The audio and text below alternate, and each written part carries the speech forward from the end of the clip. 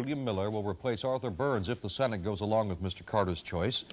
And what do the Wall Streeters think? Well, that's why business editor Jim Van Sickle is sitting across from me to tell us. Jim? Well, Chuck, yesterday they asked G. William Miller where he stood on the inflation versus unemployment question. And his answer, you don't put one ahead of the other, you tackle them together. Well, that question touched off in a lot of minds. The question, does the new man depart from the firm money policy of the outgoing Arthur Burns? Would he hold a tight enough rein? Beyond that, there is the simple matter of a man generally unknown. How do you measure him in so key a spot as the Fed? Well, on Wall Street today, men looked for the answers here, the market computer readout. And the chairman of one of the biggest brokerage houses, Beige, read it this way. It tells us that while we thought the market was going to be very surprised, the market wasn't surprised at all, because markets don't like uncertainty, and they treated this rather casually. How does Jacobs view the appointment?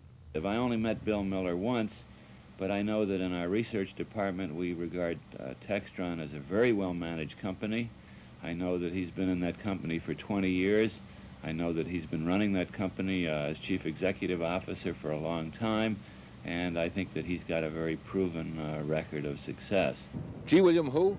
What does he know about banking and international banking? Is he a liberal who will money supply us right back into double-digit inflation? Questions like that and more were being asked on Wall Street and here in some of the power centers on Park Avenue, too. But right over there, in that building, the chairman and chief executive officer of the second largest bank in the world says that G. William Miller has the qualifications. Practical. Tested, tough manager, and that he is his own man.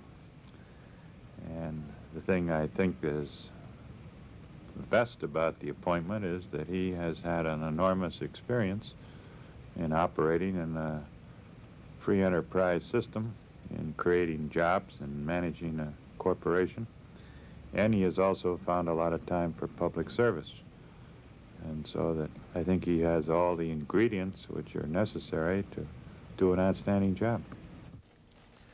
Walter Wriston was kind of joking when he told me that he learned of the appointment when he opened the Times this morning. You can bet that the White House touched that base first, and it's not